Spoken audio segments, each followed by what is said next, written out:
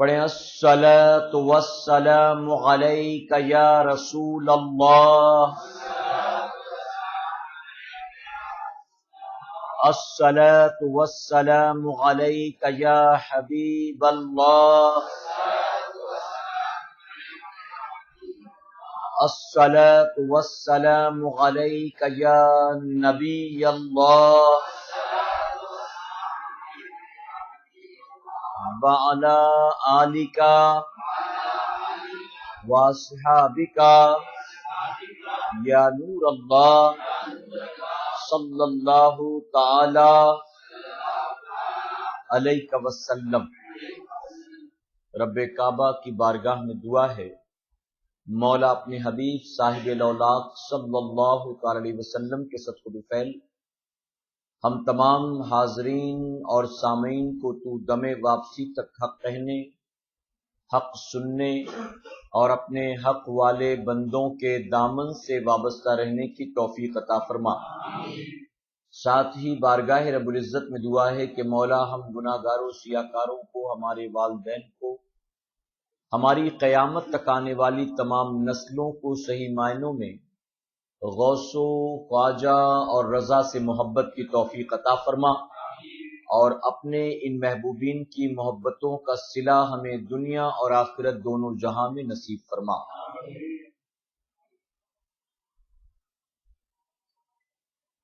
نبی کے عشق میں جو بھی اسیر دام ہوتا ہے، نبی کے عشق میں جو بھی اسیر دام ہوتا ہے، اسی کے نام کوثر کا چھلکتا جام ہوتا ہے۔ نبی کے عشق میں جو بھی اسیر دام ہوتا ہے، اسی کے نام کوثر کا چھلکتا جام ہوتا ہے، اور ہمیشہ آزما کے ہم نے دیکھا ہے مصیبت میں، ہمیشہ آزما کے ہم نے دیکھا ہے مصیبت میں، رضا کا نام لینے سے بہت آرام ہوتا ہے۔ اور کسی کہنے والے نے کیا خوب کہا، ایک وفادار کو اور کیا چاہیے، ایک وفادار کو اور کیا چاہیے، عمر بھر دامن مصطفیٰ چاہیے۔ ایک وفادار کو اور کیا چاہیے، عمر بھر دامن مصطفیٰ چاہیے، اور اہل کفر و ضلالت کو تھانہ بھون، اہل کفر و ضلالت کو تھانہ بھون، اہل سنت کو احمد رضا چاہیے۔ میرے پیارے آقا علیہ الصلوۃ والتسلیم کے پیارے دیوانوں، رمضان المبارک کے بعد ہم اور آپ ماہ شوال میں داخل ہو چکے ہیں، اور ماہ شوال بھی پوری تیزی کے ساتھ ہمارے اور آپ کے سامنے سے رواں اور دواں ہے۔ اس ماہ مبارک میں بے شمار بابرکت تاریخیں آتی ہیں، انہی تاریخوں میں سے ایک تاریخ ہے 10 شوال المکرم کی تاریخ۔ ہم اور آپ اچھی طرح سے جانتے ہیں کہ یہ تاریخ ہمارے اور آپ کے عظیم محسن کرم فرما، ہمارے ایمان و عقیدے کے محافظ اعلیٰ حضرت عظیم البرکت الشاہ امام احمد رضا خان فاضل بریلوی رضی اللہ عنہ کی تاریخ ولادت۔ آج ہم اور آپ سنی دعوت اسلامی کے زیر اہتمام یوم جشن ولادت اعلیٰ حضرت رضی اللہ عنہ اس محفل میں شامل ہوئے ہیں۔ میرے پیارے آقا علیہ الصلوۃ والتسلیم کے پیارے دیوانوں، امام احمد رضا خان فاضل بریلوی رضی اللہ عنہ کیا ہیں، ان کا منصب و مقام کیا ہے، اللہ کے نزدیک ان کے مرتبے کیا ہیں، ان کی دینی خدمات کیا ہے، اگر اس کو سمجھنا چاہیں تو یقیناً ایک ہفتہ واری اجتماع میں، جمعہ کے بیان میں، مختصر تقریر کے ذریعے، ایک جلسے کے ذریعے، یا 2-3 گھنٹے کی محفل کے ذریعے یہ سمجھنا ناممکن۔ میرے پیارے آقا علیہ الصلوۃ والتسلیم کے پیارے دیوانوں، اگر مختصراً سمجھانا ہو کہ امام احمد رضا خان فاضل بریلوی رضی اللہ عنہ کون ہیں، تو میں آپ کو کچھ اس انداز میں سمجھاؤں گا کہ ہم اور آپ اچھی طرح سے یہ جانتے ہیں کہ ہمیں ایمان کی دولت غریب نواز نے عطا فرمایا ہے، اور صرف ہندوستان نہیں بلکہ ہندوستان ہو، پاکستان ہو، برما ہو، شری لنکا ہو، एशिया के अक्सर मुल्कों में जो कलमा पढ़ने वाले लोग हैं उन्हें कलमे की दौलत गरीब नवाज ने अता फरमाया है। मेरे प्यारे आका के प्यारे दीवानों, आज एक फिरका बहुत तेजी से फैल रहा है जो अपने आप को गलतफहमी की बुनियाद अहले हदीस कहता है और हम जिन्हें गैर मुकल्लिद कहते हैं, गैर मुकल्लिद। इस फिरके का अकीदा यह है कि जब हमारे पास कुरान मौजूद है, हमारे पास बुखारी और मुस्लिम मौजूद है, तो हमें किसी और इमाम की जरूरत नहीं है। हम कुरान को पढ़ेंगे, हदीसों को पढ़ेंगे, इमाम आजम अबू हनीफा को फॉलो नहीं करेंगे, इमाम शाफई की तकलीद नहीं करेंगे, हमें इमाम मालिक की जरूरत नहीं, हमें इमाम अहमद बिन हंबल की जरूरत नहीं। इस तरह से वो सिरे से इनकार करता है तकलीद का और तकलीद करने वालों का मजाक उड़ाता है। कभी कभी हमसे सवाल पूछा जाता है कि तुम लोग ये हनफी कहां से बन गए, तुम्हें हनफी किसने बनाया, तुम्हें क्या नबी नहीं मिले जो तुम्हें इमाम आजम अबू हनीफा की जरूरत पड़ गई, क्या तुम्हें नबी नहीं मिले जो तुम्हें इमाम शाफई की जरूरत पड़ गई। इस तरह से वो एतराजात करते हैं। तो जानते हो हम उनसे सिर्फ इतना कहना चाहते हैं, हमने इमाम आजम अबू हनीफा की तकलीद क्यों की, हम सुन्नी क्यों हैं, हम हनफी क्यों हैं, उसकी वजह सिर्फ एक है। अगर अशरफ अली थानवी ने कलमा पढ़ाया होता तो अशरफ अली थानवी के नक्शे कदम पर होते, इस्माइल देहलवी ने कलमा पढ़ाया होता तो इस्माइल देहलवी के नक्शे कदम पर होते, किसी शिया ने कलमा पढ़ाया होता तो हम शिया के रास्ते पर होते, किसी खोजा ने मुसलमान बनाया होता तो हम खोजा के रास्ते पर होते। यकीनन हिंदुस्तान की सरजमीन पर न किसी शिया ने इस्लाम का परचम लहराया है, न किसी वहाबी ने इस्लाम का परचम लहराया है, न किसी कादियानी ने इस्लाम का परचम लहराया है, न किसी बोरी ने इस्लाम का परचम लहराया है, न किसी नेचरवी ने इस्लाम का परचम लहराया है, न किसी चकड़ालवी ने इस्लाम का परचम लहराया है। हम सुन्नी और हनफी क्यों है जानते हो? उसकी वजह कि जिसने हमें ईमान की दौलत दी है वो मेरे गरीब नवाज सुन्नी भी है और हनफी भी है। तो जो वो खुद थे वही उन्होंने हमें दिया और जो उन्होंने दिया वही हमने पाया है। अब हम उसी रास्ते पर हैं जो रास्ता हमें गरीब नवाज ने बताया था। अब भटका हुआ वो है जिसे गरीब नवाज से कुछ मिला ही नहीं है। अगर गरीब नवाज से मिला होता तो यकीनन ये भी गरीब नवाज के रास्ते पर होता। तो हम मुकल्लिद क्यों हैं? क्योंकि जिन्होंने हमें कलमा पढ़ाया वो गरीब नवाज भी मुकल्लिद, वो गैर मुकल्लिद नहीं है, मुकल्लिद हैं। और मेरे प्यारे आका के प्यारे दीवानों, बात आई तो मैं ये भी समझा दूं कि बात बात में जिस बुखारी मुस्लिम का ये नाम लेकर सुन्नियों को डराते हैं ना, हमारा भाई भी घबरा जाता है। देखो हदीस से साबित कर रहा है, देखो बुखारी की बात करता है, मुस्लिम की बात करता।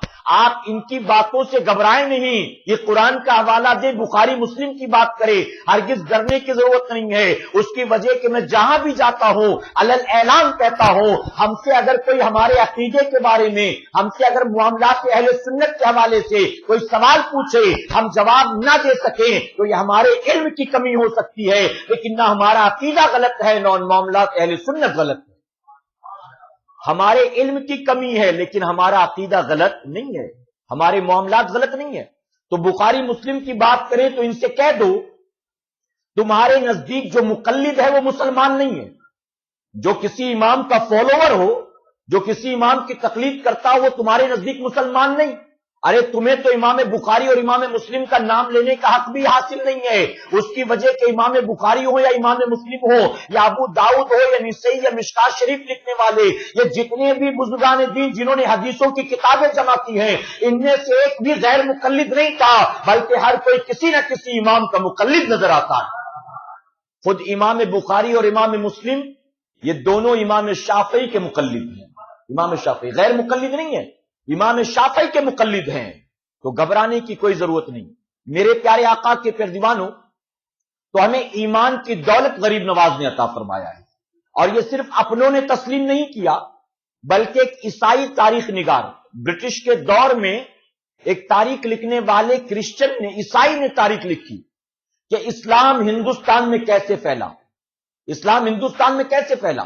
तो जब यह लिखना शुरू किया तो उसने लिखा कि इस्लाम हिंदुस्तान में सूफिया के जरिए फैला है।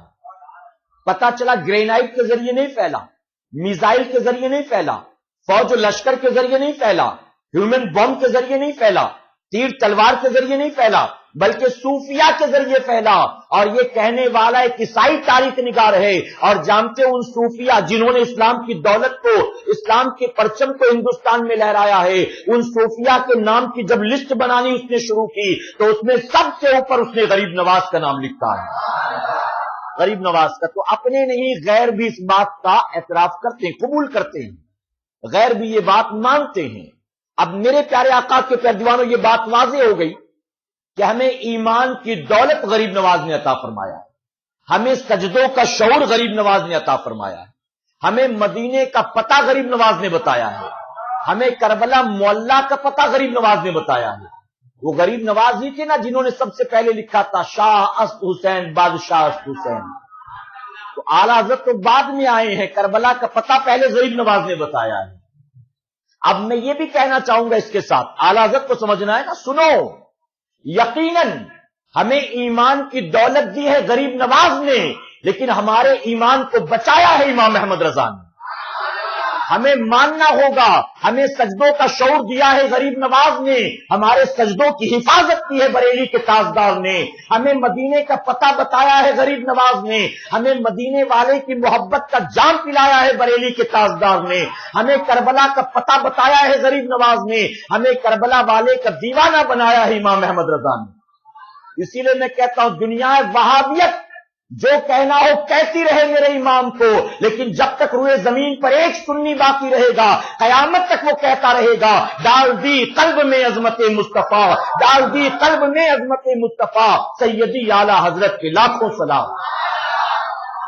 میرے پیارے آقا کے پیروانوں، تو امام احمد رضا خان فاضل بریلوی رضی اللہ عنہ کون ہے، مختصر محفل میں سمجھنا ناممکن ہے۔ اس کی وجہ کہ امام احمد رضا اگر مسجد کے کسی امام کا نام ہوتا تو یقیناً اب تک دنیا نے انہیں فراموش کر دیا ہوتا۔ بتائیے ہے کہ جب تک امام مصلی امامت پر ہوتا ہے اس کا احترام باقی ہوتا، اور جب وہ ریٹائرڈ ہو گیا اس کی جگہ کوئی اور آ گیا تو اب لوگ اس کی عزت کرتے ہیں، پہلے والے امام کو بھول جاتے ہیں، اب اس سے کوئی لینا دینا نہیں، فراموش کر دیتے۔ امام احمد رضا اگر کسی دارالافتاء کے مفتی کا نام ہوتا تو جب تک فتاوے بانٹ رہے تھے اس وقت تک ان کا نام ہوتا، جان پہچان ہوتی، اور فتاوا بانٹنا بند کر دیتے تو سلسلہ ختم ہو جاتا ان کی جان پہچان کا۔ اے مسلمانوں، 100 سال سے زیادہ کا وقفہ گزر گیا، آج بھی امام احمد رضا کو ویسے ہی یاد کیا جاتا ہے جیسے کل یاد کیا جاتا تھا۔ جانتے اس کی وجہ کیا ہے؟ اس کی وجہ کہ امام احمد رضا یہ کسی انسان کا نام نہیں ہے، امام احمد رضا یہ محض کسی ہندوستانی کا نام نہیں ہے، امام احمد رضا یہ یو پی کے کسی باشندے کا نام نہیں ہے، بلکہ امام احمد رضا ایک سوچ و فکر کا نام ہے، ایک آرگنائزیشن کا نام ہے، امام احمد رضا ایک مکتبہ فکر کا نام ہے، ایک یونیورسٹی کا نام ہے۔ اگر کہوں تو غلط نہیں ہوگا، امام احمد رضا ایک انسان کا نام نہیں ہے بلکہ پوری ایک جماعت کا نام امام احمد رضا ہے۔ میرے پیارے آقا علیہ الصلوۃ والتسلیم کے پیروانوں، دنیا میں بہت سارے انسان گزرے جن پر لوگوں نے ریسرچ کیا، جن پر ڈاکٹریٹ کی ڈگری لی، پی ایچ ڈی کی، بہت سارے انسان گزرے۔ بڑے بڑے ریسرچ دانوں نے یہ کہا کہ ہم نے جب کسی آدمی پر ریسرچ کرنا شروع کیا تو پیدائش سے لے کر پوری زندگی کے ساتھ ساتھ جب تک وہ دنیا سے رخصت نہیں ہو گیا، ہم نے پوری زندگی کو اس کی کتابوں میں نقل کر دیا، پوری زندگی کو سمیٹ دیا ہم نے کتابوں پر۔ اب اگر پڑھنا چاہے تو اس آدمی کو کوئی بھی آسانی سے پڑھ سکتا ہے۔ گاندھی جی پر پی ایچ ڈی کی گئی، ہٹلر پر پی ایچ ڈی کی گئی، نہرو پر پی ایچ ڈی کی گئی، اس طرح سے جتنی بھی شخصیات تھیں ان سب پر پی ایچ ڈی کی گئی، ڈاکٹریٹ کی ڈگریاں۔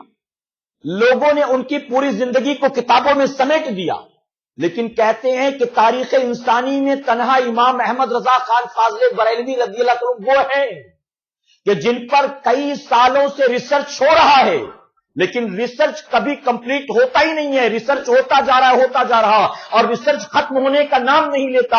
اور جانتے امام احمد رضا کی ذات مقدسہ پر ریسرچ صرف عرب اسلامک کنٹریز میں نہیں ہو رہا بلکہ بہت سارے غیر مسلم ملکوں میں بھی آپ پر پی ایچ ڈی کی جاتی ہے، آپ پر ریسرچ کیا جاتا ہے۔ میں نے گلبرگہ شریف کے ایک بہت بڑے اسلامک اسکالر سے ملاقات کی جو یونیورسٹی کے اندر لوگوں کو اعلیٰ حضرت کے بارے میں پڑھایا کرتے ہیں۔ جب میں نے ان سے پوچھا تو جانتے انہوں نے کیا کہا؟ انہوں نے کہا امام احمد رضا خان فاضل بریلوی کو ہیں جن پر ریسرچ پورا ہی نہیں ہوتا.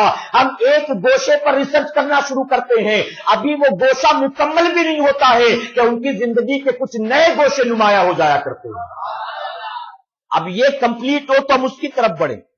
پھر ہم نے اس کو شروع کیا, کہتے وہ پورا بھی نہیں ہوتا ہے کہ کچھ اور گوشے کھل کر سامنے آ جایا کرتے ہیں. میں مثال دوں آپ کو, آپ نے جو پوری زندگی نعتیں لکھی ہیں ان نعتوں کو ایک کتاب میں جمع کیا گیا جسے ہدایت بخشش کہتے ہیں. دیکھا ہوگا آپ نے, سنا ہوگا آپ نے, ہدایت بخشش. پروفیسر صاحب نے مجھ سے کہا کہ ہدایت بخشش میں اعلیٰ حضرت عظیم البرکت نے ایک نعت ایسی لکھی ہے, ہماری نظر سے نہیں گزری. کہتے ہیں کہ اعلیٰ حضرت نے ایک نعت شریف ایسی لکھی ہے کہ شروع سے لے کر آخر تک پوری نعت مکمل ہو جاتی ہے. اعلیٰ حضرت نے اپنے نبی کی حمد و ثنا میں جو الفاظ استعمال کیے, کہتے پوری نعت ختم ہو جاتی ہے اور ایسے الفاظ کا آپ نے استعمال کیا کہ پوری نعت مکمل ہوتی ہے, لیکن کسی الفاظ کسی ورڈ میں ہونٹ ایک دوسرے سے ملتا ہی نہیں. پوری نعت شریف ایسی ہے کہ ہونٹ ملتے ہی نہیں ہے. اللہ اکبر. کہتے یہ دیکھ کر ہم حیران تھے. اور یہ یہاں تک کس کی نظر پہنچے گی؟ کسی نعتخواں کی نہیں, کسی شاعر اسلام کی نہیں, ریسرچ دا اس پر غور کرتا ہے. ریسرچ کرنے والا, ہم نے تو پڑھی بھی ہوگی, سنی بھی ہوگی, غور نہیں کیا ہوگا, لیکن ریسرچ کرنے والے ڈیپ میں جاتے ہیں, گہرائی میں جاتے ہیں. میں ابھی اور ریسرچ بتاؤں گا آپ کو. کہتے صرف یہی نہیں, ابھی ہم حیران تھے اسے دیکھ کر. آگے بڑھے تو چند صفوں کے بعد ایک اور نعت مبارکہ ہمیں ملی. کہتے ہیں کہ شروع سے لے کر آخر تک وہ نعت مکمل ہوتی ہے. ہم پڑھ کر حیران تھے. کہتے ہیں کہ اعلیٰ حضرت نے نبی کی شان میں جو الفاظ اس میں پروئے تھے, کہتے ہیں وہ سارے کے سارے الفاظ ایسے تھے جن میں ہر الفاظ میں ہوتے ایک دوسرے سے ملتا تھا. اللہ اکبر. میں نے ان سے پوچھا کہ اعلیٰ حضرت عظیم البرکت نے کیا یہ باتیں ذہن میں رکھ کر یہ نعتیں لکھی تھی؟ کیا ان ورڈز کو سلیکٹ کر کے پھر یہ نعت لکھی تھی؟ تو جانتے انہوں نے کہا یہ بہت اچھا سوال ہے آپ کا. وہ نعتیں جب سے ہمیں ملی ہے ہم نے اس پر ریسرچ کرنا شروع کر دیا ہے کہ امام احمد رضا نے یہ بات ذہن میں رکھ کر لکھا تھا یا خود بخود ایسا ہو گیا. خود بخود ایسا ہو گیا.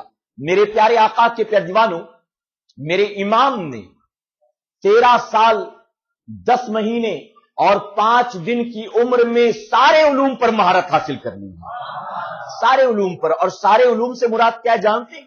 ایک بچہ 10th کرتا ہے, 10th کے بعد کالج میں ایڈمیشن لیتا ہے. یہی ہوتا ہے دنیا میں, مسلم ہو غیر مسلم ہو کسی بھی مذہب کا ماننے والا, 10th کے بعد اسے کالج میں جانا ہے. اب جب کالج میں جاتا ہے تو وہ جانتا ہے کہ مجھے ایک سبجیکٹ چوز کرنا, یا تو کامرس میں جاؤں گا, یا تو آرٹس میں جاؤں گا, یا تو سائنس میں جاؤں گا. کوئی ایک بچہ ایک وقت کیا 3 سبجیکٹ میں ایڈمیشن لے سکتا ہے؟ کیا وہ کہتا ہے کہ میں صبح 7 سے 2 فلاں کالج میں کامرس پڑھ رہا ہوں, فلاں کالج میں 3 سے 5 میں سائنس پڑھ رہا ہوں, اور نائٹ کالج میں جا کر وہاں آرٹس کی ڈگری لے رہا ہوں. جب میں 12th میں پہنچوں گا تو سائنس کامرس آرٹس تینوں ساتھ ساتھ ہوگا. جب میں گریجویشن کر لوں گا تو میں بی ایس سی بھی کہلاؤں گا, بی کام بھی کہلاؤں گا, بی اے بھی کہلاؤں گا. بتائیے پاسبل ہے؟ آپ نے دیکھا ایک آدمی کسی ایک سبجیکٹ کی طرف چلتا ہے. امام احمد رضا خان فاضل بریلوی رضی اللہ عنہ 13 سال 10 مہینے 5 دن کی عمر میں فرمایا گیا سارے علوم پر آپ نے مہارت حاصل کر لی. اور وہ سارے علوم کیا تھے؟ فرمایا گیا کہ 2 4 8 10 نہیں بلکہ ریسرچ کرتے رہے لوگ, زندگی کے نئے نئے گوشے لوگوں کے سامنے نمایاں ہوتے گئے. اور جانتے ہو میرے پیارے آقا کے پیروانوں, ایک یونیورسٹی نے دعویٰ کیا کہ ہم نے امام احمد رضا پر ریسرچ کیا اور ہم یہاں تک پہنچے ہیں کہ امام احمد رضا کو اللہ نے 56 علوم پر مہارت عطا فرمایا. 56 سبجیکٹس. دنیا کی جو سب سے بڑی یونیورسٹی ہے نا, آکسفورڈ یونیورسٹی, اس میں 36 علوم پڑھائے جاتے ہیں. 36. اور وہ بھی ایک بچہ 36 علوم نہیں حاصل کرتا. یا تو وہ بی ایس سی کرے گا, یا تو بی اے کرے گا, یا تو بی کام کرے گا, یا تو سول انجینئر بنے گا, یا تو آئی ٹی پروفیشنل بنے گا, یا تو ایم بی اے کرے گا, یا تو بی یو ایم ایس کرے گا, یا ایم بی بی ایس کرے گا, ایل ایل بی کرے گا. ایک ہی سبجیکٹ وہ چوز کرے گا. کوئی بھی جا کر یہ نہیں کہتا کہ 36 کے 36 سبجیکٹ میں مجھے مہارت حاصل کرنا. امام احمد رضا کو 36 نہیں, اللہ نے 56 علوم پر مہارت عطا کیا. یہ تو ایک یونیورسٹی کا دعویٰ تھا. ایک دوسرے اسکالر نے دعویٰ کیا نہیں میں اس سے آگے نکل گیا ہوں, اور میری تحقیق یہ بتاتی ہے کہ امام احمد رضا کو اللہ نے 72 علوم پر مہارت عطا فرمایا. اور ابھی 3 دن پہلے میں نے سنا, غالباً 3 دن پہلے کی بات, एक नई रिसर्च सामने आई जिसमें दावा किया गया अल्लाह ने आपको 104 उलूम पर महारत अता फरमाया। किसी पूछने वाले ने कहा कि इतना कहां से पढ़ा आपने, कहां से सीखा आपने, ये इतने उलूम कहां से सीख लिए आपने? किसी ने पूछा था इमाम अहमद रजा खान फाजले बरेलवी से, ऐ मुसलमानों करते नहीं हैं। आज हमारा और आपका मामला ये है, हम और आप थोड़ा सा इल्म हासिल कर लें तो गर्दन टेढ़ी हो जाती है, हम और आप थोड़ा बहुत पढ़ लिख लें तो आंख फिर ऊपर ही रहती है, नीचे नहीं आती है, हम अपने सामने किसी को खातिर में नहीं लाते हैं। अरे हमने देखा, बुरा मत मानिएगा, बाज ऐसे मौलवी जिनके पास इल्म के नाम पर कुछ नहीं होता, बस दस्तार बंदी हो गई। अब दस्तार बंदी के बाद लगता है जमीन पर नहीं, जमीन के ऊपर 2 फीट के चलते हैं, हवा में उड़ना शुरू कर देते हैं। कुर्बान मेरे इमाम की अजमत पर, ऐ मुसलमानों में 104 नहीं बताता, मैं 72 नहीं बताता, मैं 56 की बात करता हूं। पूछने वाले ने कहा इतने उलूम कहां से हासिल किए? तो करते नजर नहीं आते, फक्र करते नजर नहीं आते, ये नहीं कहते मैंने मेहनतें की है तो हासिल किया, नहीं नहीं, बल्कि कुर्बान इमाम आला हज़रत की अजमत पर जवाब देते हैं 16 उलूम ऐसे हैं जो मैंने अपनी मेहनत से सीखा है, 16 उलूम हासिल करने के लिए मैंने मेहनत की है, और उसके अलावा जो कुछ भी है अल्लाह ने अपनी हबीब का सदका अता फरमाया है, सदका अता फरमाया। मेरे प्यारे आका के पैरवानों, 13 साल 10 महीने 5 दिन की उम्र में आपने अपनी जिंदगी का पहला फतवा लिखा है। पहला फतवा मैं अगर पूछूं तो हमारे यहां 13 साल 10 महीना दरकिनार 15 साल के मुसलमान को 5 कलमा भी नहीं आता होगा, इल्ला माशाअल्लाह। बताइए गलत तो नहीं कह रहा हूं? 15 साल का बच्चा वजू के मसले भी नहीं जानता होगा, गुस्ल का तरीका भी नहीं आता होगा, नमाज के शराइत भी नहीं। और 15 साल के नौजवान बच्चे से क्या सवाल पूछा जाए? अगर देखें तो 48, 50, 52 साल के उसके वालिद साहब को भी कुछ नहीं आता जाता होगा, तो बच्चे से क्या उम्मीद की जाए? कुर्बान मेरे इमाम की अजमत पर और सरकार मदीना के प्यारे दीवानों, सुनो, ये मानना पड़ेगा, ये सलाहियतें वो थी जो अल्लाह ने उन्हें अता फरमाया था। ये खुदादाद सलाहियतें थी जिसका कोई इनकार नहीं कर सकता। अगर हसद हो दिल में तो मुमकिन है कोई इनकार करे, वरना मानने वाला जरूर मानेगा इमाम अहमद रजा की अजमतों का लोहा, आपका मनसब मकाम। आपने पहला फतवा दिया, फतवा भी क्या था? फतवे और मसले में फर्क जानते हैं आप? कोई मेरे पास आए और आकर कहे कि हजरत मैं मगरिब की नमाज में पहुंचा, पहली रकात मेरी छूट गई थी, अब वो छूटी हुई एक रकात में कैसे पढ़ूंगा? इसे कहते हैं मसला। क्या कहते हैं इसे? मसला। मेरे हाथ पर प्लास्टर चढ़ा हुआ था, मैं वजू करने के लिए जाता हूं तो मैं इसे खोलकर वजू तो नहीं कर सकता, और डॉक्टर ने कहा था पानी नहीं लगना चाहिए, तो इसे कैसे वजू में धोऊं? गुस्ल फर्ज हो गया तो इसको नहाते वक्त क्या करूं? यह है मसला, यह फतवा नहीं, मसला है। किसी ने कहा कि वालिद साहब का इंतकाल हुआ, 3 बहनें हैं, हम 4 भाई हैं, अम्मी भी जिंदा है, तो अब हमारा जो वालिद साहब की विरासत में माल है वो कैसे आपस में तकसीम किया जाए? ये होता है फतवा। क्या होता है? फतवा। किसी ने कहा मैंने अपनी बीवी को रात को 18 बार तलाक दे दिया और मैंने ये अल्फाज इस्तेमाल किए, तो तलाक हुआ कि नहीं हुआ? ये होता है फतवा। समझे? ये काम मुफ्ती का होता है। इमाम अहमद रजा ने मसला नहीं बयान किया है, फतवा दिया है 13 साल की उम्र में। 13 साल की उम्र में मेरे पास वक्त नहीं, वरना और डिटेल में जाता और मैं बताता जिस सलाहियत को मेरा इमाम 13 साल की उम्र में पहुंच गया, आज बड़ा से बड़ा बूढ़ा खूसर वहां भी उस इल्म को नहीं पहुंच सका है, आज भी नहीं पहुंच सका है जिससे 13 साल की उम्र में उन्होंने हासिल किया था। मसला क्या था? फतवा क्या था? पूछने वाला आया था आला हज़रत के पास नहीं, उनके वालिद के पास। वालिद साहब मौजूद नहीं थे। पूछने वाला दूध का मसला पूछ रहा था, रज़ात का मसला, दूध शरीक भाई बहन का।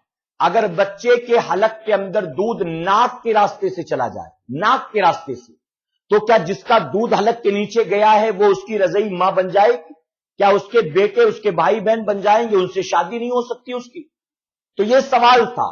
आला हज़रत ने कुरान और हदीस की रोशनी में उस सवाल का बखूबी जवाब अता फरमा दिया।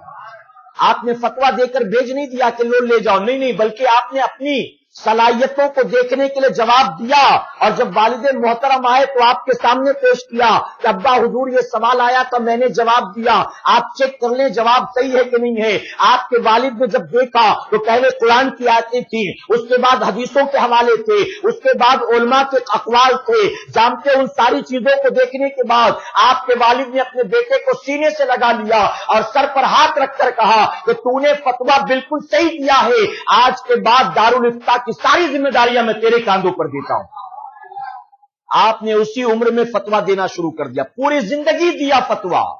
पूरी जिंदगी, और पूरी जिंदगी दिए गए फतवों को जब जमा किया गया तो जानते फतावा रज़विया शरीफ की 30 जिल्दें बन गई, 30 जिल्दें, और वो भी 30 जिल्दें, एक एक जिल्द में 800 900 पेजेस, 800 900 पेजेस, और वो भी जहाजी शक्ल में, यानी बड़ी शक्ल में आती ना किताबें, उस शक्ल में। ऐ सरकार मदीना के प्यारेवानों, ये 30 फतावों की किताब थी, फतावा रज़विया शरीफ में 30 जिल्दें थी। फरमाया गया कि इसकी एक जिल्द के चंद सफात को पढ़ने के बाद डॉक्टर इकबाल से न रहा गया, और डॉक्टर इकबाल ने बेसाख्ता कहा था कि अल्लाह तबारक ताला ने इमाम अहमद रजा की शक्ल में हिंदुस्तान वालों को फिर से इमाम अबू हनीफा अता फरमा दिया। ये है इमाम अहमद रजा की जात मुकद्दसा। मेरे प्यारे आका के प्यारेवानों, आपने जो नाते लिखी है ना पूरी जिंदगी, जिसे हदायत बख्शिश में जमा किया गया, आपकी लिखी नातें, किसी कहने वाले ने कहा कि पूरी दुनिया में अजान के बाद जो कलाम सबसे ज्यादा पढ़ा जाता है, सुना जाता है, वो मुस्तफा जाने रहमत पे लाखों सलाम है। जो इमाम अहमद रजा का लिखा सलाम, अमेरिका वाला भी मिलाद की महफिल में यही सलाम पढ़ता है। अफ्रीका वाला उर्दू नहीं पढ़ पाता, रोमन इंग्लिश में लिखता है, समझता भी नहीं कि मतलब क्या है, लेकिन रोमन इंग्लिश में लिखकर वो मेरे आला हज़रत का सलाम पढ़ता है। पूरी दुनिया में पढ़ा जाता, हम और आप भी पढ़ते हैं, सुनते हैं, देखा है ना आपने, हम और आप चंद अशार सुनते, चंद अशार पढ़ते हैं, लेकिन आला हज़रत ने चंद अशार नहीं लिखे, बल्कि फरमाया गया कि आका के जुल्फों से शुरू किया लिखना आपने। आका के मुंह मुबारक जुल्फों से आपने शेर लिखने शुरू किए। आका के जुल्फों का जिक्र किया, फिर उसके बाद पेशानी मुबारक का जिक्र किया, उसके बाद सरे मुबारक का जिक्र किया, उसके बाद भवों का जिक्र किया, फिर आका की पलकों का जिक्र किया, आका की आंखों की बात की, आका के लबों की बात की, दंदाने मुबारक की बात की, रुखसार की बात की, चेहरे मुबारक की बात की, गर्दन की तरफ चले, इस तरह सर के बाल से लिखना शुरू किया, पैर के नाखून तक पहुंचे, और जब पूरा सलाम मुकम्मल हुआ तो जानते 7 सफ़े पूरे हो चुके थे। 7 सफ़ों पर पूरा सलाम है। हम तो चंद अशार पढ़ लेते हैं, और 7 सफ़ों पर आपने सलाम लिखा। जब तफसीर करने वाले ये सलाम लेकर बैठे तफसीर लिखने के लिए कि जो आंखों की बात की है, मुबालगे से काम नहीं लिया, कुरान की किस आयत से साबित है, जो जुल्फों की बात की है वो बुखारी की किस हदीस से साबित है, जो गले की बात की है वो अबू दाऊद की किस हदीस से साबित है। जब तफसीर करने वालों ने तफसीर करनी शुरू की तो जानते एक तफसीर करने वाले ने जब 7 सफ़ों पर मौजूद इस सलातो सलाम को तफसीर किया, उसका तर्जुमा किया, तो है मुसलमानों जानते उसने 550 सफ़े लिखे हैं। और पाकिस्तान के एक आलिम दीन ने जब इसकी तफसीर की तो 7 सफ़ों पर जो सलाम लिखा था उन्होंने तफसीर में 1000 सफ़े की किताब लिखी है। ये मेरे इमाम की जात मुकद्दसा। इसीलिए किसी कहने वाले ने कहा मीनारे कसरे रजा तो बुलंद काफी है, यानी आला हजरत के किले का मीनार तो बहुत बुलंद है, मीनारे कसरे रजा तो बुलंद काफी है, तुम इसके पहले ही जीने पे चढ़ के दिखला दो, तुम इसके पहले ही जीने पे चढ़ के दिखला दो। अरे फतावा रज़विया तो आपकी करामत है, जरा हदायत बख्शिश ही पढ़ के दिखला दो। फतावा रज़विया तो आपकी करामत है। मेरे प्यारे आका के प्यारेवानों, अल्लाह ने आपको 56 उलूम पर महारत अता फरमाई। आज अगर कहूं तो गलत नहीं होगा, गैरों ने जो जुल्म ज्यादतियां की बरेली के ताजदार पर वो तो की ही, हमने भी कोई कम सितम नहीं ढाया है, हमने भी कोई कम सितम नहीं ढाया। 56 उलूम पर अल्लाह ने आपको महारत दी। मैं पूछता हूं, हम और आप बरेलवी कहलाते हैं अपने आप को, मसलके आला हज़रत का मानने वाला कहलाते हैं, हम आला हज़रत की मोहब्बतों की बात करते। अगर पूछा जाए तो हमने आप में 56 उलूम नहीं, क्या कोई है जो सिर्फ 16 उलूम गिनकर बता दे कि 16 उलूम क्या क्या आपके पास थे, वो मैं बताता हूं आपको। क्या बताइए, हमने कोई है? और जानते इसकी वजह क्या? मैं आप पर इसका इल्जाम नहीं देता, मैं ये नहीं कहता कि आवाम की गलती है, हां हमारी कुछ हद तक गलती, हमें सीखना चाहिए, लेकिन मैं कहूंगा कसूर हमारे बड़ों का भी है। उसकी वजह कि आज हमारी महफिलों में आला हज़रत का जिक्र जिस तरह होना चाहिए, आज लोगों के दरमियान आला हज़रत का प्रेजेंटेशन जिस अंदाज में होना चाहिए वो अंदाज में नहीं हो, प्रेजेंटेशन नहीं हो रहा, आला हज़रत का उस तरह तारुफ नहीं होता। आज 56 उलूम को छोड़कर सिर्फ 2 उलूम की बात की जाती है, या तो हमारी महफिलों में हमारे मिंबर से, हमारी मस्जिदों से, हमारे स्टेज से आला हज़रत की नातें पढ़ी जाती हैं, या तो यह बताया जाता है है, इमाम अहमद रजा ने फला को कहा काफिर है, फला को कहा काफिर है, फला को कहा काफिर है, तो देखने वाला सुनने वाला ये समझता है कि इमाम अहमद रजा ने पूरी जिंदगी दो ही काम किया है, या तो नाते लिखी है या लोगों को काफिर बनाया है। इमाम अहमद रजा ने इसके सिवा कुछ नहीं किया। मैं कहता हूं इन दो चीजों की बात क्यों होती है, इनके अलावा और कोई बात क्यों नहीं होती? ऐ मुसलमानों, हम 54 उलूम की बात नहीं करते, सिर्फ 2 उलूम की बात करते हैं। इन 54 सब्जेक्ट्स पर, इन 54 उलूम पर बताइए कौन बात करेगा? क्या शिया बात करेगा? क्या कादियानी बात करेगा? क्या कोई वहाबी देवबंदी बात करेगा? क्या कोई चकरालवी बात करेगा? कौन है जो इन 54 उलूम के हवाले से बात करेगा? हमें, हमारे लिए जरूरी है हम गुफ्तगू करें, अपनी महफिलों में 1-2 टॉपिक तक लिमिटेड न रहा करे, बल्कि इमाम अहमद रजा के हवाले से जब गुफ्तगू हो तो तमाम मौजूओं को समेटें और अपने इमाम की अजमतें बताने की कोशिश करें, अपने इमाम की सलाहियतें बताने की कोशिश करें। दुनिया को पता तो चले इमाम अहमद रजा वक्त के मौलवी का नाम नहीं है, बल्कि इमाम अहमद रजा एक मकतबे फिक्र का नाम है। मेरे प्यारे आका के फैज़वानों, मैंने कुछ टॉपिक्स नोट किए कि किन किन मौजूओं पर गुफ्तगू हो सकती है। सुने आप, दुरूद शरीफ पढ़ लीजिए एक मरतबा। अल्लाह रब्बु मुहम्मद सल्लल्लाहु अलैहि वसल्लम नहनु इबादु मुहम्मद सल्लल्लाहु अलैहि वसल्लम। अगर आला हज़रत अज़ीमुल बरकत के हवाले से खिताब करना हो तो सिर्फ 1-2 मौजू नहीं है, कई मौजू। मसलन इमाम अहमद रजा और कुरान फहमी। कुरान फहमी में क्या आपका हाल था, किस मकाम पर आप थे, यह बयान किया जा सकता है। और मैं कहता हूं जो लोगों ने तर्जुमे किए वो पूरा का पूरा तर्जुमा नहीं, बल्कि एक आयत के तर्जुमे में भी आला हज़रत का कोई मुकाबला नहीं कर सकता है। अगर सिर्फ बिस्मिल्लाहिर्रहमानिर्रहीम की बात की जाए तो सारी दुनिया तर्जुमा कर रही थी, शुरू अल्लाह के नाम से, शुरू करता हूं मैं अल्लाह के नाम से। ऐ मुसलमानों, सब कह रहे थे शुरू करता हूं। इमाम अहमद रजा ने जब तर्जुमा किया तो तन्हा आपका तर्जुमा है कंजुल ईमान, जिसमें शुरू पहले नहीं आया, बल्कि सबसे पहले अल्लाह का नाम। आप लिखते हैं अल्लाह के नाम से शुरू। तो सारे कह तो रहे थे अल्लाह के नाम से शुरू, लेकिन शुरू पहले आता था, अल्लाह का नाम बाद में आता था। इमाम अहमद रजा ने तर्जुमा किया, जब तुम तर्जुमा पढ़ो तो तुम्हारी जबान पर पहले कुछ नहीं आएगा, सबसे पहले अल्लाह का नाम आएगा, अल्लाह के नाम से शुरू। तो जो सिर्फ बिस्मिल्लाहिर्रहमानिर्रहीम में इमाम अहमद रजा का मुकाबला न कर सके, पूरे कुरान के तर्जुमे में कौन उनका मुकाबला कर सकता है? तो इमाम अहमद रजा और कुरान फहमी, इमाम अहमद रजा और रद्द मुनकिरात व बिदात। जो इस्लाम में मनगढ़ंत रस्मो रिवाज पैदा हो गए, ऐसी चीजें जो आज सुन्नियत को बदनाम करती हैं, ऐसी चीजें जो आज दीन को ढाने का काम करती हैं, सुन्नियत का मजाक बनाती हैं, आप इसके हवाले से बयान कर सकते हैं कि आला हज़रत ने मुनकिरात व बिदात का रद्द किस तरह से फरमाया। इमाम अहमद रजा और मुनकिरात रद्द व बिदात, बिदात और मुनकिरात। इमाम अहमद रजा और फिका हनफी का इनकार किया जा रहा था कि तुम जिस तरह नमाज पढ़ते हो बुखारी में इसका कोई सबूत नहीं है, तुम जिस तरह से हाथ बांधते हो मुस्लिम में इसका कोई सबूत नहीं। आला हज़रत ने इसके हवाले से जवाब दिया। इस मौजू पर गुफ्तगू इमाम अहमद रजा और फिका, इमाम अहमद रजा और रूहानियत, इमाम अहमद रजा और दीनी व सियासी बसीरत, इमाम अहमद रजा और तजदीद दीन व इस्लाह, इमाम अहमद रजा और एहतमाम नमाज, इमाम अहमद रजा एक मजलूम मुहक्किक, इमाम अहमद रजा और शेर व अदब, इमाम अहमद रजा और रद्द मिर्जाइयत, इमाम अहमद रजा और मोहब्बत रसूल, इमाम अहमद रजा और अकाइद व कलाम, इमाम अहमद रजा और मसले तकफीर, इमाम अहमद रजा और अदब व ताजीम। ये 14 टॉपिक्स। बताइए इन मौजूओं पर गुफ्तगू हो सकती कि नहीं हो सकती? अलग अलग मौजू हैं, अगर बोला जाए पूरे साल समझाएं तब कहीं हमें आला हज़रत समझ में आएंगे। पूरे साल भर इस पर गुफ्तगू हो। मेरे प्यारे आका के प्यारे दीवानों, आला हज़रत अज़ीमुल बरकत ने पूरी जिंदगी में फरमाया गया कि आपने 1000 से ज्यादा किताबें लिखी हैं, 1000 से ज्यादा किताबें, जिसमें तकरीबन 548 किताबें हैं जो मंजर आम पर आ चुकी और बहुत मशहूर हैं।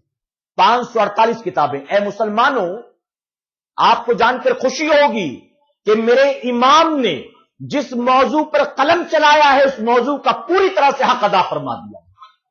जिस टॉपिक पर आला हज़रत ने लिखा, उस दौर के उलमा जिन सब्जेक्ट्स के बारे में जानते नहीं थे, मेरे इमाम ने उन सब्जेक्ट पर पूरी की पूरी किताब लिखी, पूरी की पूरी किताब। और जिस सब्जेक्ट पर लिख दिया फिर कयामत तक कोई गुंजाइश बाकी नहीं रही। قیامت تک کوئی گنجائش باقی نہیں رہی کہ اعلی حضرت کے بعد بھی کوئی اس کے بارے میں لکھ سکے. اسی لیے کہنے والے نے کہا, بڑے پیارے انداز میں کہا, وادی رضا کی کوہ ہمالا رضا کا ہے, وادی رضا کی کوہ ہمالا رضا کا ہے, جس سمت دیکھیے وہ علاقہ رضا کا ہے. اور اگلوں نے تو لکھا تھا بہت علم دین پر, اگلوں نے تو لکھا تھا بہت علم دین پر, جو کچھ ہے اس صدی میں وہ تنہا رضا کا ہے. تو میرے امام نے جس موضوع پر قلم چلایا اس کے حق کو ایسا ادا کیا کہ ان کے بعد قیامت تک کسی کے لیے گنجائش باقی نہیں رہی کہ کوئی اس موضوع پر پھر ان کے بعد بھی لکھ سکے گا. اور کتنا لکھا, کیا کیا لکھا, آئیے اس کے حوالے سے بھی میں آپ کو بتاؤں. صرف ایک مثال دیتا ہوں. میرے پیارے آقا کے پیروانوں, آپ کے پہلے جو فقہاء کرام تھے نا, آپ کے پہلے جو بڑے بڑے علماء اور فقیہ گزرے جنہوں نے بڑی بڑی کتابیں لکھی, چاہے وہ فتاوی عالمگیری ہو یا دوسری کتابیں ہوں فقہ کی, ان لوگوں نے 74 اشیاء بیان کیے, 74 اشیاء جن سے تیمم جائز ہے. سارے فقیہوں نے مل کر 74 چیزیں نوٹ کی کہ ان سے تیمم کرنا جائز ہے. جب اعلی حضرت عظیم البرکت نے قلم چلایا نا, تو یہ 74 75 نہیں ہوا کہ ایک آگے نکل گئے, 80 نہیں ہوا کہ 6 آگے نکل گئے, 90 نہیں ہوا کہ 16 آگے نکل گئے. ارے لوگ 74 تک پہنچے تھے کہ 74 چیزیں ایسی ہیں جن سے تیمم کرنا جائز ہے. جب امام احمد رضا خان فاضل بریلوی نے ان چیزوں کو نوٹ کرنا شروع کیا تو 74 جو کل تک ہوا کرتے تھے, میرے امام نے اسے 181 کر دیا کہ 181 اشیاء ایسے ہیں جن سے تیمم کرنا جائز. اللہ اکبر, جن سے تیمم کرنا جائز. لوگوں نے بیان کیا تھا 54 چیزیں, 58 چیزیں, 58 اشیاء ایسے ہیں جن سے تیمم نہیں ہو سکتا ہے. ہڈی ہے, یہ ٹائلز ہے, ایسے 58 چیزیں جن سے تیمم جائز نہیں. لوگوں نے اس طرح سے 58 اشیاء بیان کیے تھے. جب امام احمد رضا نے لکھنا شروع کیا تو 58 کا 60 70 80 نہیں ہوا, آپ نے 130 اشیاء بیان فرما دیے کہ 130 چیزیں ایسی ہیں جس سے تیمم جائز نہیں ہے. اللہ اکبر, یہ میرے امام کی صلاحیت, یہ میرے امام کا علم. جانتے آپ نے جو کتابیں لکھی, آپ نے تفسیر پر 11 کتابیں لکھی, قرآن مقدس کی تفسیر پر, صرف تفسیر پر 11 کتابیں آپ نے لکھی.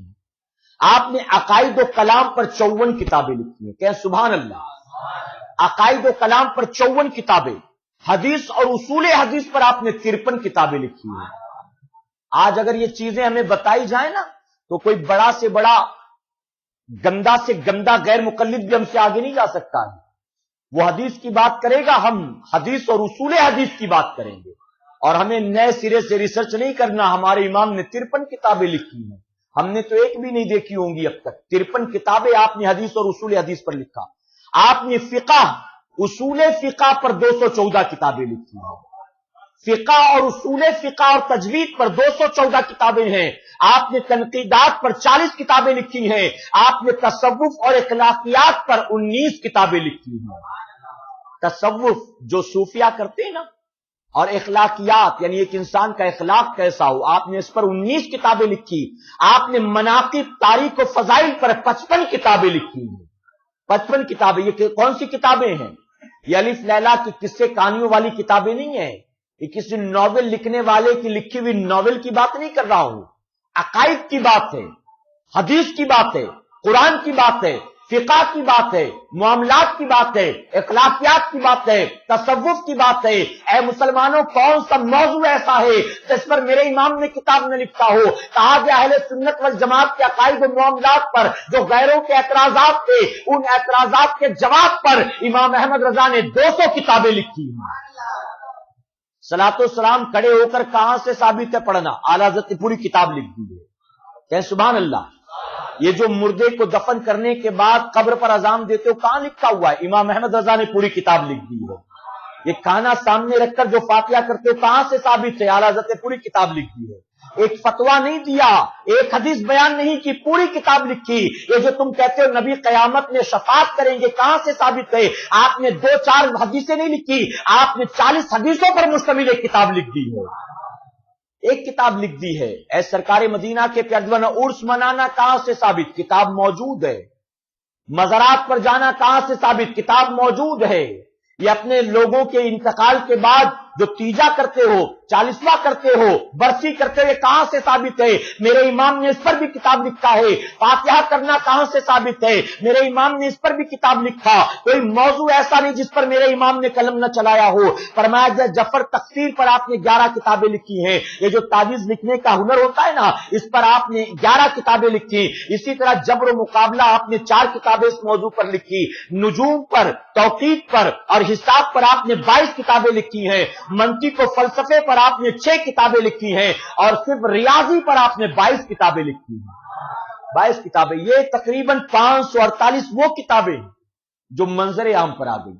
अलावा उसके सैकड़ों ऐसी किताबें हैं आला हजरत की जो हमने शाया ही नहीं किया। हमारे पास इतना असबाब ही नहीं था कि हम उसे शाया कर सकते, प्रिंट कर सकते, और आज भी वो किताबें शाया नहीं की जाती। जानते कई ऐसी चीजें जो आला हजरत से पहले लिखी थी, मंजर आम पर नहीं आई, आला हजरत के बाद में आज किसी ने उसे लिखा, उसे नोबेल अवार्ड दिया गया कि इस टॉपिक पर इससे पहले किसी ने नहीं लिखा, इस आदमी ने लिखा, इसको नोबेल पुरस्कार दिया जाता है। ऐ मुसलमानों, अगर हमने अपने इमाम की वो किताब पहले शाये कर दी होती तो यकीनन इनाम का हकदार वो आदमी नहीं बल्कि बरेली के ताजदार होते, इमाम अहमद रजा खान फाजले बरेलवी होते। तो मेरे प्यारे आका के पैरदीवानों, आला हज़रत अज़ीमुल बरकत ने पूरी जिंदगी सिर्फ नाते नहीं लिखी, सिर्फ लोगों को काफिर का फतवा नहीं दिया। ये बड़ी गलत फहमी है। और जानते ये वो बातें हैं जिसकी वजह से आज पढ़ा लिखा आदमी बिदकता है मसलक आला हज़रत से। आज पढ़ा लिखा आदमी, हमारे पास कितने डॉक्टर हैं बताइए, हमारे पास कितने इंजीनियर हैं बताइए। आप किसी दफ्तर में जाएं, कोई बहुत बड़ा ऑफिसर होगा, आपको गैर मुकल्लिद मिलेगा। कलमा पढ़ने वाला होगा, गैर मुकल्लिद होगा। आप किसी कॉलेज के प्रोफेसर को देखें, वो देवबंदी होगा। हमारे पास पढ़ा लिखा कौन है? और लोग जो बिदकते हैं, भागते हैं इमाम अहमद रजा के नाम पे, उसकी वजह यही है, जुमा में बयान हो उनके ऊपर, उर्स में तकरीर हो उनके ऊपर, हमारी महफिलों में बात हो उनके ऊपर। जब भी जिक्र होता है सिर्फ एक बात होती है, आला हज़रत ने कहा फला काफिर, फला काफिर, फला काफिर। उसकी शादी में गए तुम भी काफिर हो जाओगे, उसके बीमारी पर अयादत के लिए गए तुम भी काफिर हो जाओगे, उसके यहां खाओगे पियोगे तुम भी काफिर हो जाओगे। तो पढ़ा लिखा तबका ये समझता है इमाम अहमद रजा ने बस काफिर ही बनाया है लोगों को, अलावा इसके उन्होंने कुछ नहीं किया। ऐ मुसलमानों, में चैलेंज के साथ कहता हूं, इमाम अहमद रजा खान फाजले बरेलवी ने जो कमालात दिखाए हैं, न आपके दौर में कोई वो कमाल दिखा सका और न कयामत के बाद आप कयामत के बाद कोई उस कमाल को पहुंचेगा। जानते हो आला हज़रत अज़ीमुल बरकत हाफिज कुरान नहीं थे, लोग खत लिखते थे उसमें हाफिज जी लिखते थे, हाफिज साहब लिखते थे, तरह तरह के खत दूर दराज से आते थे। और जानते हो, जहां तक बात फतावों की मैंने की, मेरे प्यारे आका के पैरदीवानों, आज आपके बॉम्बे में जो सबसे बड़े मुफ्ती साहब हो या जो भी मुफ्ती साहब हो, आप देखेंगे शायद इल्ला माशाअल्लाह कोई हो, अक्सरियत ऐसी है, आप हिंदी में खत लिखकर जाएं, हजरत ये फतवा दे दीजिए, आपको कहेंगे जाइए उर्दू में लिखा कर ले आइए। आप कोई कॉलेज में पढ़ने वाला नौजवान, किसी यूनिवर्सिटी में पढ़ने वाला नौजवान अंग्रेजी में लेटर लिख कर ले जाए और कहे हजरत ये फतवा दे दीजिए, वो कहेंगे जाइए किसी से उर्दू में लिखा कर ले आइए। आज के मुफ्ती कहेंगे जाइए उर्दू में लिखाइए तो मैं जवाब दूंगा, लेकिन कुर्बान बरेली के ताजदार की अजमत पर सिर्फ यूपी से खत नहीं आते थे, हिंदुस्तान से खत नहीं आते थे, अफ्रीका वाला भी फतवे मंगाता था। मेरे प्यारे आका के पैरदीवानों, अमेरिका वाला भी खत भेजा करता था। इसी तरह से पूरी दुनिया से खतूत आया करते थे। और आला हजरत का यह कमाल खास था कि पूछने वाला जिस लैंग्वेज में सवाल पूछता था, बरेली के ताजदार उसी लैंग्वेज में उसे जवाब अता फरमाते थे।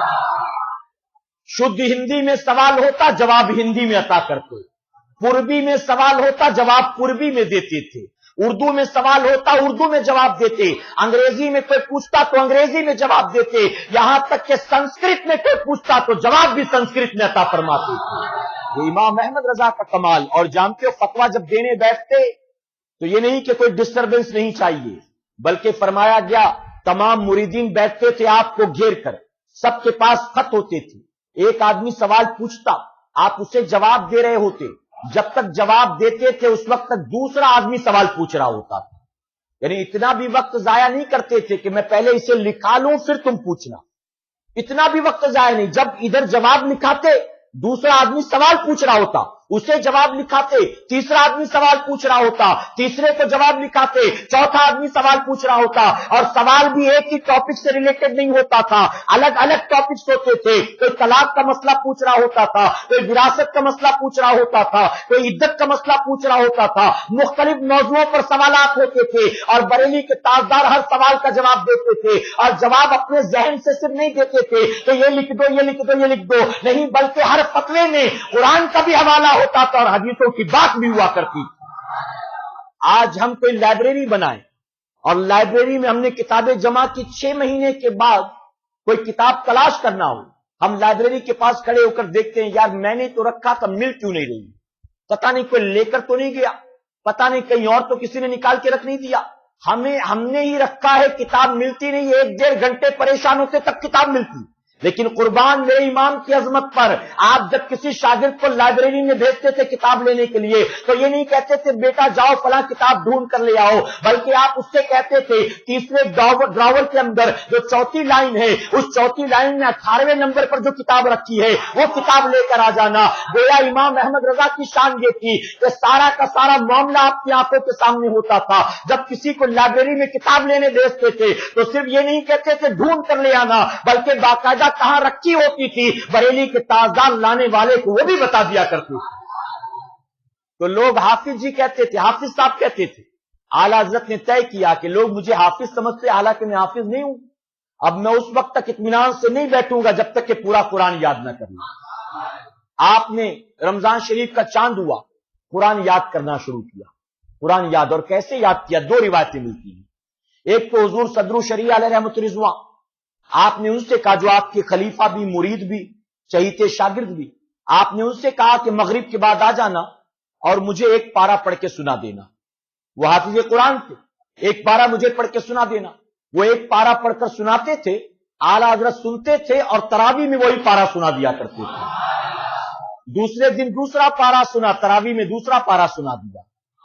اور ایک روایت میں آتا ہے کہ اعلیٰ حضرت عظیم البرکت مغرب کی نماز کے بعد بیٹھتے تھے، ایک پارہ لے کر اسے پڑھتے تھے، اور پڑھنے کے بعد تراویح میں وہی پارہ سنا دیا کرتے تھے۔ اب اے مسلمانوں ذرا بتاؤ، ہم اور آپ ایک پارہ لے کر بیٹھے پڑھنے کے لیے جو ریگولر نہیں ہے، اسے کتنی دیر لگے گی پڑھنے میں؟ آدھا گھنٹہ، پونا گھنٹہ لگی جائے گا نا ایک پارہ پڑھنے میں، اور جو ریگولر ہے اسے 20-25 منٹ لگے گا، اور جو عالم ہو، حافظ ہو، جس کا قرآن کے ساتھ زیادہ تعلق ہو، قریبی، اس کو اتنا ٹائم نہیں لگے گا، وہ 15-20 منٹ میں پورا پارہ پڑھ لیں گے۔ بتائیے کہ نہیں؟ تو اعلیٰ حضرت عظیم البرکت، اگر آپ کیلکولیٹ کریں تو مغرب سے عشاء تو کتابوں میں آتا ہے وقت، لیکن یہ نہیں کہ مغرب سے پڑھتے تھے، اذان شروع ہوتی عشاء کی جب بند کرتے، نہیں، بلکہ مغرب اور عشاء کے درمیان پڑھتے تھے۔ تو اب کتنا وقت لگتا تھا؟ 20 منٹ پکڑ لیجیے آپ، 20 منٹ میں زیادہ لے رہا ہوں، اعلیٰ حضرت کے اعتبار سے 20 منٹ بھی زیادہ۔ ایک پارہ پڑھنے میں کتنا ٹائم لگتا ہوگا؟ 20 منٹ۔ 20 منٹ۔ میرے پیارے آقا کے پیروانوں، امام شافعی آئے امام مالک کے پاس، امام مالک کے پاس، اور کہا مجھے اپنے شاگردوں میں شامل فرما لو۔ تو امام مالک نے کہا قرآن حفظ ہے؟ تو جواب دیتے نہیں، قرآن مجھے حفظ نہیں، میں حافظ نہیں ہوں۔ تو کہا واپس جاؤ، قرآن حفظ کر کے واپس آنا۔ امام شافعی گئے، اپنے گھر کی کنڈی بند کی، 3 دن کے بعد دروازہ کھولا، واپس آئے اور کہا میں نے قرآن سینے میں محفوظ کر لیا۔ 3 دن میں، گویا ایک دن میں 10-10 پارے سینے میں اتار لیے۔ 3 دن میں واپس آئے، کہا قرآن میں نے یاد کر لیا، میں حافظ ہو گیا۔ اے مسلمانوں، وہ تو امام شافعی تھے جن کو پورا قرآن یاد کرنے میں 3 دن لگ گیا۔ اگر امام احمد رضا کی بات کی جائے، اگر روزانہ 20 منٹ پکڑتے ہو تو آپ کیلکولیٹ کرو کہ مہینے بھر میں کتنا وقت آپ نے لگایا ہوگا۔ میرے پیارے آقا کے پیروانوں، تو امام شافعی نے 3 دن میں قرآن یاد کیا، اور امام احمد رضا نے 3-4 گھنٹے میں پورا قرآن یاد کر لیا۔ اور یہ وہ خصوصیت ہے جو اللہ نے انہیں عطا فرمایا ہے، اللہ نے انہیں عطا فرمایا ہے، یہ خدا داد صلاحیت کا نام ہے۔ میں کہتا ہوں امام احمد رضا پر بہتان لگانے والوں، الزام لگانے والوں، मैं तुम्हें चैलेंज करता हूं, इमाम अहमद रजा को दुनिया से रुखसत हुए 100 साल से ज्यादा गुजर गया। अरे तुम आज कोई हाफिज ऐसा पैदा करके बता दो जो पूरे 1 महीने में कुरान याद करके दिखा दे। ऐ मुसलमानों, उनके बाद भी कोई आज तक पैदा ना हो सका, ना कयामत तक कोई आ सकेगा। इमाम अहमद रजा खान फाज़ले बरेलवी की जात मुकद्दसा, मैं लोगों को इन्वाइट करता हूं, मैं लोगों को दावत देता हूं, खासकर पढ़े लिखे नौजवानों को। इमाम अहमद रजा को समझना चाहते हो, हमारी तकरीरों के जरिए न समझो, उसकी वजह कि हम तो मोहब्बत वाले हैं, हम उनकी अजमतों की बात करेंगे, हम अकीदत और मनसब और मकाम की बात करेंगे। हमारी तकरीरों के जरिए ना समझो तुम्हारे मौलवियों ने क्या कहा इमाम अहमद रजा के बारे में, अपने मौलवियों के जरिए भी ना समझो, उसकी वजह कि वो तो दुश्मनी रखते हैं, बुग़्ज़ रखते हैं, दावत रखते हैं, वो तो गलत गलत बातें करेंगे। ना हमसे समझो, ना अपने मौलवियों से समझो। इमाम अहमद रजा को समझना है, किसी लाइब्रेरी में चले जाओ, किसी मकतब में चले जाओ, इंटरनेट की वेबसाइट से कोई किताब डाउनलोड कर लो। मैं दावे के साथ कहता हूं, अल्लाह के घर में मौजूद हूं, अगर तुमने बुग़्ज़ व दावत की ऐनक को उतार कर इमाम अहमद रजा की एक किताब का मुताला किया तो तुम्हें भी मानना पड़ेगा इमाम अहमद रजा किसी बिदती का नाम नहीं है, इमाम अहमद रजा आशिक़ रसूल का नाम है, नबी के सच्चे शहदाई का नाम इमाम अहमद रजा। मेरे प्यारे आका अलैहिस्सलातु तस्लीम के प्यारे दीवानों, आला हज़रत अज़ीमुल बरकत ने 24 घंटे में 20 घंटे दीन की खातिर रखा था। दीन की खातिर 20 घंटा पढ़ते थे, लिखते थे, लोगों की तालीम और तरबियत किया करते थे, और 4 घंटे में बाकी अपने सारे काम किया करते थे। खाना पीना, आराम करना, लोगों से मिलना जुलना, 4 घंटा और 20 घंटे दीन की खातिर वक्त कर दिया। आज हमारा आपका हाल क्या है? आज हमारा आपका हाल, हमारे पास अगर 20 घंटा अपने लिए 4 घंटा दीन के लिए रखें तो भी अल्लाह कामयाबी अता फरमा दे। अगर 4 घंटे भी दीन के लिए रख दे तो भी यकीनन अल्लाह जन्नत में दाखिल कर देगा। हमारे पास तो 4 घंटा भी दीन के लिए नहीं है। अगर मुसलमान 4 घंटे नहीं तो 2 घंटे भी निकाल ले दीन की खातिर, तो सबसे पहले तू 5 वक्त नमाज का पाबंद बन जाएगा, क्योंकि 5 वक्त नमाज पढ़ने में भी 2 घंटा नहीं लगता है। कितना लगता है? 1.25 घंटा, 1.5 घंटा मैक्सिमम, वो भी जमात के साथ पढ़ो, अच्छे कारी साहब के पीछे पढ़ो तो। अकेले पढ़ता है तो इतना भी वक्त नहीं लगता। बताइए है कि नहीं है? तो अगर 4 घंटे नहीं 2 घंटे भी निकाल ले तो अल्लाह हमारी कयामत में मग़फ़िरत फरमा दे। जानते हो, हैदराबाद के नवाब साहब ने, हैदराबाद के नवाब निजाम ने आला हज़रत को खत लिखा कि आप बहुत मसरूफ रहते हैं, मैं आपको दावत देकर बुला तो नहीं सकता, आपके पास वक्त नहीं है, अगर इजाजत हो तो मैं आपकी खिदमत में हाजिर हो जाऊं, मैं आपकी खिदमत में। आप देखिए आज दुनिया वालों का मामला क्या है, बुरा मत मानिए। आज हर कोई कोशिश में रहता है किसी बड़े आदमी से अपनी जान पहचान हो जाए, किसी बड़े आदमी से अपनी पहुंच हो जाए, रसाई हो जाए। बड़ा आदमी टच में होगा तो साल भर में चंदे भी वसूला करेंगे, साथ ही अपने को भी तोहफे वगैरह मिलते रहेंगे, अपना भी काम होता रहेगा। बताइए कि नहीं? आज गरीबों में इंटरेस्ट कौन लेता है? लोगों का इंटरेस्ट तो सारा का सारा अमीरों के लिए होता है। दिलचस्पी अमीरों को तलाश करो, उनको पकड़ो। नवाब निजाम ने खत लिखा कि अगर आपकी इजाजत हो तो मैं आपकी खिदमत में हाजिर हो जाऊं, मैं आपकी खिदमत में। अब अगर सोचते कि चलो मैं अपनी जात के लिए इस्तेमाल नहीं करूंगा, कम से कम किताबें छपाने में काम आ जाएंगे, इनको बुला लेता हूं, अगर ये मेरे पास आ जाएंगे मुरीद कर लूंगा, बड़ा काम होगा। लेकिन जानते हो आला हज़रत ने वो नहीं देखा। इमाम अहमद रजा ने पैसे कमाने की कोई स्कीम नहीं निकाली थी, लोगों की जेबें काटने का कोई प्लान नहीं था। इमाम अहमद रजा वो हैं जिनकी नजर लोगों की जेब पर नहीं होती थी, बल्कि अल्लाह ने जो कुछ आपको अता किया था, आपने वो अपना सारा कुछ दीन की खातिर कुर्बान फरमा दिया था, अपना सब कुछ। अब नवाब साहब को जवाब क्या लिखा जानते हो उन्होंने? आला हज़रत जवाब लिखते हैं कि मेरा घर इस लायक नहीं है कि नवाबों का इस्तकबाल किया जा सके, मेरा घर नवाबों के खातिर खा नहीं है, मैं आपका इस्तकबाल खैर मकदम नहीं कर सकता अपने घर में, आपकी सहूलत के एतबार से आपकी खिदमत नहीं हो पाएगी, इसलिए मैं आपको आने की इजाजत नहीं देता। और जहां तक मेरे आने की बात है तो मैं भी मजबूर हूं, नहीं आ सकता, उसकी वजह कि नवाबों के दरबार में कैसे जाया जाए, अहमद रजा को यह अदब ही नहीं आता है। अहमद रजा को यह आता ही नहीं है कि कैसे नवाबों की बारगाह में हाजिरी दी जाए। अल्लाह अकबर, ये जवाब दिया था आपने। अब बताइए इसके बाद जुर्रत हो सकती किसी की? नवाबे रामपुर बहुत बड़े पैसे वाले थे, खुद की ट्रेन थी उस वक्त, ब्रिटिश के दौर में खुद की ट्रेन चला करती थी उनकी। वो जा रहे थे ट्रेन से, जब बरेली शरीफ आया तो उन्होंने खादिम को भेजा और कहा जाओ आला हज़रत को मैसेज दे दो کہ میں انہیں تو نہیں بلا سکتا کہ آئیے مجھ سے مل لیجئے، میں اسٹیشن پر کھڑا ہوں، ان سے اجازت لے لیجئے، اگر وہ اجازت دے تو واپسی میں ان سے ملاقات کر لوں، واپسی میں بریلی اتر کر جا کر ملاقات کر لوں۔ اعلیٰ حضرت عظیم البرکت کے پاس جب خادم پہنچا تو جانتے کیا جواب لکھا آپ نے جواب دیا کہ نواب صاحب سے کہنا اللہ نے بڑی مختصر زندگی مجھے دی ہے، اللہ نے بڑی مختصر زندگی دی ہے، میں نے 20 گھنٹے دین کی خاطر رکھے ہیں، 4 گھنٹے اپنی خاطر رکھے ہیں، اب میرے پاس اس مختصر وقت میں وقت ہی نہیں ہے کہ میں نواب رامپور سے ملاقات کر سکوں، میرے پاس وقت ہی نہیں کہ میں ان سے مل سکوں۔ تو اس طرح سے انہوں نے ریکویسٹ کو ریجیکٹ کر دیا، منع کر دیا۔ میرے پیارے آقا کے پیارے دیوانوں، کسی نے کہا تھا نواب نان پارا کو شعر و شاعری کا بڑا شوق ہے، اگر نواب نان پارا کی شان میں 2-4 اشعار لکھ دیں تو دولت سے تول دے گا، آپ کو مالا مال کر دے گا، آپ کو کچھ لکھ دیجئے۔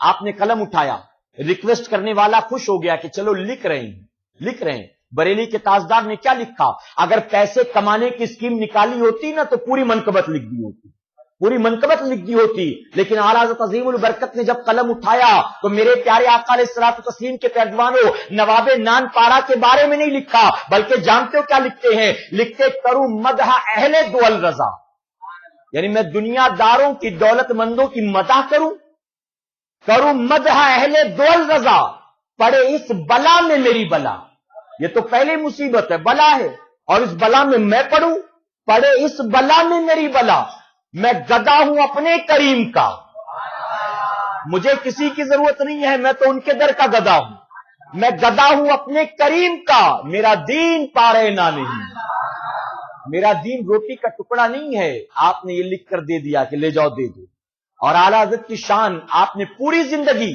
2 لوگوں کے علاوہ تیسرے کسی کے بارے میں نہیں لکھا، آپ نے یا تو نبی کی شان میں لکھا ہے یا تو غوث اعظم کی شان میں لکھا ہے، اور کبھی تیسرے کے بارے میں نہیں لکھا۔ ارے حمد لکھنے کا دل ہوا تو حمد بھی لکھا تو اس طرح سے لکھا کہ وہ حمد کی حمد ہو رہی ہے، نبی کی نعت بھی بیان ہو رہی ہے۔ لکھتے وہی رب ہے جس نے تجھ کو ہمتن کرم بنایا۔ ابھی بتائیے نعت شریف ہے کہ حمد ہے؟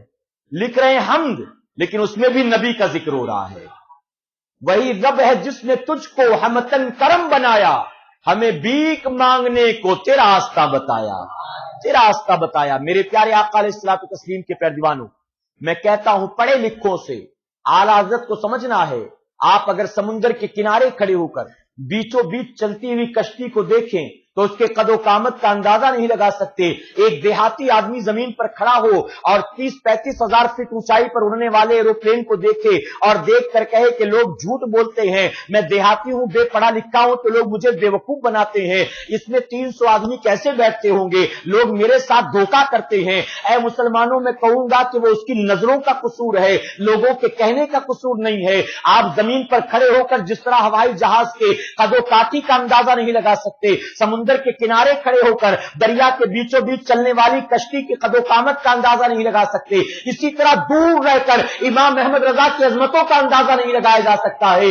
اگر امام احمد رضا کو سمجھنا ہے تو قریب سے آ کر سمجھنا ہوگا، اور میں یہ بھی کہوں گا ہمیں دیکھ کر احمد رضا کو نہ سمجھو، ہماری محفلوں میں آ کر احمد رضا کو نہ سمجھو، احمد رضا کو سمجھنا ہے ان کی کتابوں کے ذریعے سمجھ لو، ان کی خدمات کے ذریعے سمجھ لو۔ اے مسلمانوں، یقیناً جب بغض و عداوت کی عینک اتار کر امام احمد رضا کو پڑھو گے تو تمہیں خود یہ ماننا پڑے گا دنیا جو کہتی تھی وہ غلط ہے، امام احمد رضا بلا شبہ نبی کے شیدائی کا نام، نبی کے دیوانے کا۔ میرے پیارے آقا کے پیارے دیوانوں، یہ کچھ باتیں تھی جو میں نے آپ کے گوش گزار کی، کچھ باتیں۔ حالانکہ اعلیٰ حضرت نے جو بدعات کا خاتمہ فرمایا ہے، جو ہم سنیوں میں پیدا ہوئی غلط رسموں کا خاتمہ کیا، اس موضوع پر گفتگو کی جائے تو ابھی 1 گھنٹے اور بول سکتا ہوں، لیکن میں یہاں پر اپنی گفتگو کو سمیٹتا ہوں۔ اللہ اپنے حبیب کے صدقے ہمیں آپ کو سب کو کہنے سننے سے زیادہ عمل کی توفیق عطا فرمائے۔ میرے پیارے آقا علیہ الصلوۃ والتسلیم کے پیارے دیوانوں، مجھ سے ساتھیوں نے درخواست کی تھی کہ میں وطن کی محبت کے حوالے سے بھی کچھ باتیں عرض کر دوں، چونکہ آپ میں سے بہت سارے لوگوں نے میرا یہ بیان سنا ہوگا جس کا موضوع حیدرآباد کے سالانہ اجتماع میں نے تقریر کی تھی۔ 20 یا 22 منٹ کا بیان ہے، اسلام اینڈ ٹیررزم، وطن کی محبت، اسلام اور دہشت گردی۔ اس موضوع پر آپ نے بیان سنا ہوگا، چونکہ 15 اگست قریب ہے اس لیے ساتھیوں کی درخواست کی تھی کہ اس پر بھی کچھ بولا جائے، اور مسجد کے اطراف میں جو ہے بہت سارے ہمارے غیر مسلم भाई और बहनें भी रहती हैं। तो मेरे प्यारे आका अलैहिस्सलातु तस्लीम के पैरदीवानों, आप जानते हैं अच्छी तरह से, हर मुसलमान जानता है ये बात अच्छी तरह से कि हिंदुस्तान में अंग्रेजों के खिलाफ जो जंग आजादी छिड़ी थी और जंग आजादी का जो बिगुल बजा था, उसमें हिंदुस्तान के गैर मुस्लिमों के साथ साथ मुसलमान भी कंधे से कंधा मिलाकर साथ दे रहा था। और 2-4 नहीं बल्कि सैकड़ों मुसलमानों ने जंग आजादी में अपनी गर्दनों को कुर्बान किया है, जान को दिया है। मेरे प्यारे आका के पैरदीवानों, खास करके 1857 में जो जंग हुई, जानते आला हज़रत की तारीख सन के एतबार से 1856 है। 1856 में आज बहुत सारे लोग ये पूछते हैं कि जंग आजादी में आला हज़रत कहां थे। जब जंगे गदर, जिसे कहता है अंग्रेज गदर का नाम देता है, उस जंगे गदर के मौके पर आला हज़रत कहां थे? तुम इनकी बड़ी बात करते हो। तो 1856 में तो पैदा हुए हैं आप, 1857 में जंग आजादी हुई। 1857 में अंग्रेजों के खिलाफ हमारे सुन्नी उलमा ने जिहाद का फतवा दिया था, जिहाद का फतवा, और जिसमें सबसे ऊपर फजले हक खैराबादी रहमतुल्लाह तआला अलैह थे, जनाब मोहम्मद अली जौहर, शौकत अली जौहर, ये 2 भाई थे। मेरे प्यारे आका अलैहिस्सलातु तस्लीम के पैरदीवानों, तो हमारे उलमा ने अंग्रेजों के खिलाफ जिहाद का फतवा दिया 1857 में। उस वक्त आला हज़रत की उम्र 1 साल की थी। 56 में पैदा हुए तो 57 में 1 साल के होंगे ना। अब 1 साल का बच्चा क्या जंग आजादी में जाएगा? बताइए। 1 साल का बच्चा, ये तलाश करते हैं कि कहां थे इमाम अहमद रजा, जंग आजादी में तो हमें नजर नहीं आते हैं। तो मेरे प्यारे आका के पैरदीवानों, और यह भी शायद आपको मालूम हो कि हिंदुस्तान में अंग्रेज जब आया कारोबार के सिलसिले में और यहां आकर हाकिम बनकर बैठ गया, तो किसी ने आवाज बुलंद नहीं की है। अगर सबसे पहले इनके खिलाफ आवाज बुलंद की है तो वो शेर मैसूर टीपू सुल्तान ने आवाज को बुलंद किया है। सबसे पहले जंग छेड़ा है तो टीपू सुल्तान ने, उसके बाद में फिर कहीं से शिवाजी, कहीं से रानी लक्ष्मीबाई और कहीं से XYZ, इस तरह से लोग आते गए, लेकिन सबसे पहले जंग आजादी का बिगुल बजाया है तो शेर मैसूर ने बजाया है। अब मेरे प्यारे आका के पैरदीवानों, आप जानते हैं कि इस्लाम का उसूल जो है, आप किसी काम का आगाज करें, वो काम कुरान और सुन्नत के खिलाफ ना हो, तो उस काम पर कयामत तक जितने अमल करेंगे, अल्लाह आगाज करने वाले को सबका सवाब अता फरमाएगा, सबका सवाब अता करेगा। तो टीपू सुल्तान ने शुरुआत की, उसके बाद लोग धीरे धीरे धीरे धीरे जुड़ते चले गए और तारीख के औराक में उनके नाम को दबा दिया गया। लेकिन मेरे प्यारे आका के पैरदीवानों, हक तो यह है कि जितनी कुर्बानियां गैरों ने दी हैं, उससे कम कुर्बानी मुसलमानों ने नहीं दी, बल्कि खुद फजले हक खैराबादी रहमतुल्लाह अलैह, इन्हें काला पानी की सजा दे दी गई। और जब काला पानी अंडमान निकोबार में टीपू पर डाल दिया गया, एक आइलैंड पर डाल दिया गया, और वहां जब बूढ़े हो गए, बिल्कुल कमजोर और मौत के करीब हो गए, तो अंग्रेजों ने क्या कहा जानते हो? अंग्रेज ऑफिसर ने आकर कहा था, बूढ़े हो गए हो, अब जिंदगी के कुछ दिन बाकी रह गए हैं, वो जो हमारे खिलाफ तुमने जिहाद का फतवा दिया था, वो फतवा वापस ले लो, हम तुम्हें बीवी बच्चों के साथ रखेंगे, हम तुम्हें अपने घर वापस कर देंगे। तो फजले खैराबादी ने आखिरी वक्त को देखकर ये नहीं कहा, ठीक है मैं फतवा वापस लेता हूं, मुझे माफ कर दो, नहीं नहीं, बल्कि जिंदगी के आखिरी मोड़ पर भी उन्होंने कहा था, ऐ ईसाई कुत्ते सुन ले, ये एक जिंदगी नहीं, अगर अल्लाह मुझे ऐसी लाखों जिंदगियां देता तो मैं अपने मुल्क के नाम पर वो सारी जिंदगियां कुर्बान कर सकता हूं। मैं हरगिज वो फतवा वापस नहीं ले सकता, वापस नहीं ले सकता। कितने उलमा थे जिनको कश्मीर से कन्याकुमारी तक अंग्रेजों ने दरख्तों पर फांसियों पर लटका दिया है, उनकी गर्दनों में फंदे डाले गए और फांसी पर लटकाए गए, जिसमें कई हुफ्फाज थे, उलमा थे, कई मुस्लिम डॉक्टर्स थे, कई मुस्लिम प्रोफेसर्स थे। इन सब ने जंगे आजादी में गैरों के साथ कंधे से कंधा मिलाया है और हिंदुस्तान को आजाद कराने की कोशिश की। और क्यों ना करें मेरे प्यारे आका के पैरदीवानों, वतन जितना औरों को प्यारा है, हमें कुछ उससे कम प्यारा नहीं है। आज कोई हमसे कहे छोड़कर चले जाओ, छोड़कर चले जाओ, हम कैसे जा सकते हैं? ये जमीन वो जमीन है जहां सिर्फ हम पैदा नहीं हुए, बल्कि ये जमीन वो जमीन है जिसकी मिट्टियों में हमारे बाप दादा परदादा की हड्डियां मिली हुई हैं, उनकी हड्डियां मिली हुई है इसकी मिट्टी में। हम इस मिट्टी को छोड़कर कैसे जा सकते हैं? जानते जो कुछ गाजा में हो रहा है ना, गाजा में सब आपकी आंखों के सामने। जब मैंने पढ़ा, समझने की कोशिश की कि हो क्या रहा है, क्यों हो रहा है, क्यों खामखा में मार रहा है यहूदी आखिर, तो पता चला कि वो गाजा खाली करवाने के लिए सब कुछ कर रहा है। मुसलमानों को चाहता है वो छोड़कर भाग जाए, इसलिए मार रहा है, इसलिए बच्चों को कत्ल किया जा रहा है, औरतों की इज्जतें लूटी जा रही हैं, अच्छी खासी आबादी पर मिसाइल दागे जा रहे हैं, फास्फोरस बम फेंके जा रहे हैं। मेरे प्यारे आका के तर्ज़ दिल में ख्याल आया, क्या जान प्यारी नहीं है? छोटी सी जमीन के लिए, मुख्तसर सी मिट्टी के लिए तुम अपनी जानें दे रहे हो, औलाद को कुर्बान कर रहे हो, अपना घरबार लुटा दे रहे हो, अपनी जान से मोहब्बत नहीं रही, जमीन से इतनी मोहब्बत, छोड़कर चले क्यों नहीं जाते? चले जाएं, जान बच जाएगी, किसी और मुल्क में पनाह ले लें। फिर जैन ने कहा कि कहना तो बड़ा आसान है, प्रैक्टिकली करना कितना मुश्किल है, कितना मुश्किल है। जो यहां रहते चाचा नगर में, अगरचे झुग्गी झोपड़ी हो, मैं अगर किसी से कहूं जबरन कि तू खाली करके चला जा वरना गोली मार दूंगा तुझे, वो छोड़ के चला जाएगा? कि गोली मारने की धमकी दे रहा, ठीक है, बीवी बच्चों से कहेगा बोरिया बिस्तर उठाओ, चलो ये घर इनके हवाले कर देते हैं, पेपर इनके नाम बना देते, कोई देगा? कोई देगा? मैंने उम्र भर कमाया तो बंबई में एक घर बनाया है, आज वो मेरा घर मुझे जो सुकून देता है, दुनिया के महलों में मुझे वो सुकून नहीं मिलता। कोई ताजमहल होटल में भी मुझे ठहरा दे तो उस ताजमहल होटल में भी वो प्यारी नींद नहीं आती जो नींद अपने घर लौटने के बाद मां के कदमों में आया करती है, जो मां के दामन में आती है। ऐ मुसलमानों, 5 स्टार होटल में बुफे सिस्टम में एक से एक महंगी महंगी डिशेस खाकर आ जाओ, लेकिन उसमें वो मजा नहीं आता जो मां के हाथ की बनी रोटियों में मजा आया करता है। मैं लोगों से कहता हूं, मुझे तुम्हारी बिरयानी और पुलाव प्यारा नहीं, मुझे अपने घर की खिचड़ी अच्छी लगती है, बताइए है कि? और ये मामला मेरा नहीं, हर एक का है, हर एक का ऐसा मामला। कहीं भी जाकर चले जाओ, हर एक को अपना घर प्यारा लगता। ऐ मुसलमानों, मैंने ये सोचा, पूरी जिंदगी कमाने के बाद एक घर मैंने बनाया, आज कोई जालिम कहे खाली कर दे वरना गोली मार दूंगा, तो क्या मैं खाली कर दूंगा उस घर को आसानी के साथ? अरे जब मैं अपने एक झोपड़े को खाली नहीं कर सकता, उनसे तो कहा जा रहा पूरा मुल्क खाली कर दो, वो कैसे खाली कर सकते हैं? इसी तरह से मुसलमानों, इस्लाम के खिलाफ कोई आवाज क्यों ना बुलंद हो, हमारी मस्जिदों पर ताले लगवाने के मंसूबे किए जाएं, हमारी मज़ारात को ढाने का मंसूबा किया जाए, हमारी बस्तियों में गोला बारूद और आग बरसाया जाए, लेकिन इसके बावजूद हिंदुस्तान का मुसलमान कभी हिंदुस्तान को छोड़कर जाना तो दरकिनार सोच भी नहीं सकता। उसकी वजह कि ये वही वतन है जहां हम पैदा हुए हैं, ये वही वतन है जिसकी मिट्टी में हमारे बाप दादा परदादा की हड्डियां मिली हुई हैं, ये वही वतन है जहां हमने चलना सीखा है, जहां हमने बोलना सीखा है। ऐ मुसलमानों, ये वतन वो वतन है जिस वतन से खुद मेरे आका भी मोहब्बत फरमाया करते थे। हदीस मुबारका में आता है, फरमाया गया नबी करीम सल्लल्लाहु अलैहि वसल्लम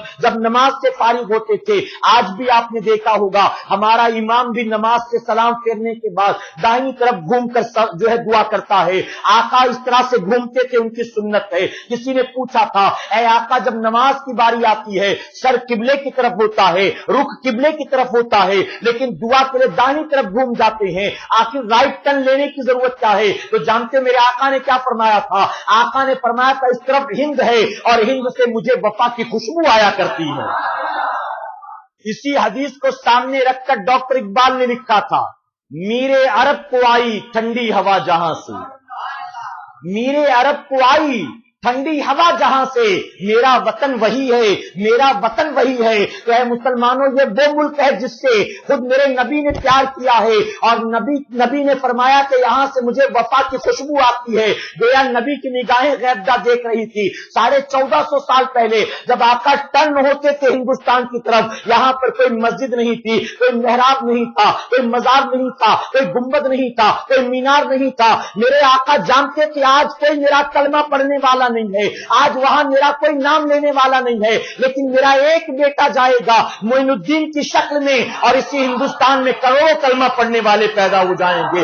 मेरे नबी जानते थे मक्के वाला बागी हो जाएगा, मदीने वाला दुश्मन हो जाएगा, लेकिन इस हिंदुस्तान में इमाम अहमद रजा पैदा होने वाले हैं। कहीं साबिर कलियरी होंगे, कहीं महबूब इलाही ख्वाजा निजामुद्दीन औलिया होंगे, कहीं मखदूम मायनी होंगे, कहीं मखदूम कुचौचा होंगे। 1450 साल पहले कोई नहीं था, लेकिन आका जानते थे मेरे गुलामों की अक्सरियत हिंदुस्तान की सरजमीन पर होगी, इसलिए मेरे नबी फरमाते थे यहां से मुझे हवा के झोंके आते हैं, मुझे यहां वफा की खुशबू आया करती है। ऐ सरकारे मदीना अलैहिस्सलातु तस्लीम के पैदवानों, हम उस वतन से मोहब्बत क्यों ना करें जिस वतन से मेरे नबी ने प्यार किया है। और मैं ये भी कहता हूं, मैं इसमें नहीं कहता कि हिंदुस्तान से प्यार करो, यहां का पीएम कौन है इसमें हमें इंटरेस्ट नहीं है, यहां का सीएम कौन है इसमें हमें दिलचस्पी नहीं है, यहां का गवर्नर कौन है इसमें में हमें इंटरेस्ट नहीं है, यहां पर प्रेसिडेंट कौन है हमें इस पे इंटरेस्ट नहीं है। ऐ मुसलमानों, बजाहिर हुकूमत किसी की हो, ये 5-10 साल के लिए कुर्सियों पर बैठा करते हैं। हम वतन हिंदुस्तान से मोहब्बत इसलिए करते हैं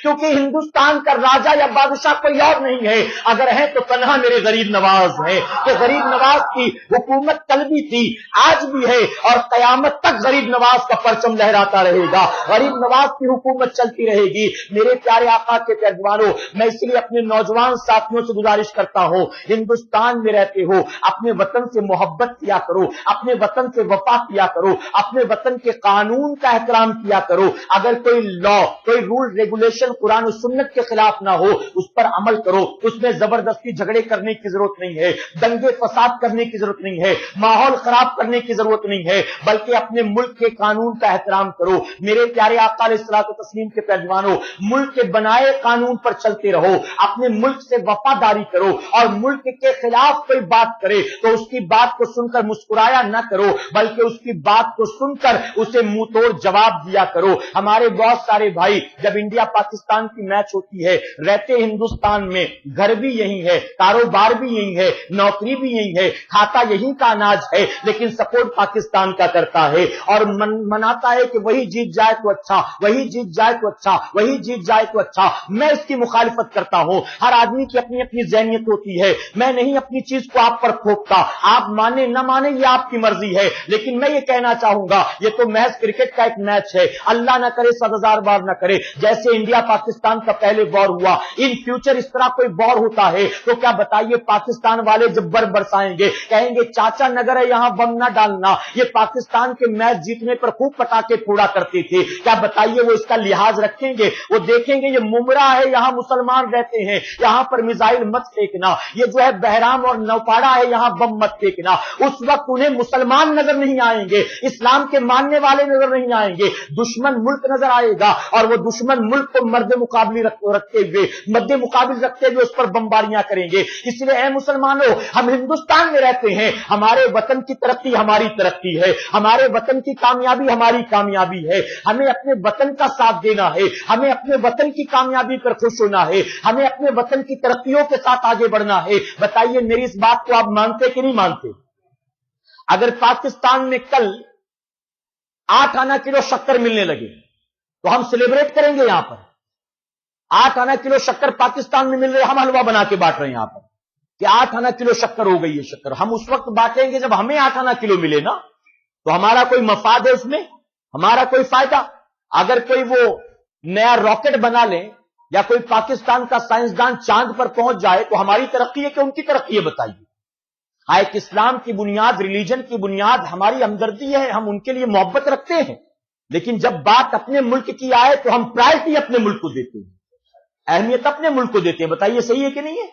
मेरे प्यारे आका अलैहिस्सलातु तस्लीम के पैगंबर, और पाकिस्तानियों का भी यही मामला है, पाकिस्तानियों का यही मामला। हमारे भाई सऊदी में रहते, दुबई में रहते हैं, वो जानते हैं कि पाकिस्तानी कितना भी हो जाए अपना आदमी और इंडियन को बहुत अच्छी तरह पहचानता है, वो अपने आदमी का पहले फेवर करेगा आपके मुकाबले में, समझे?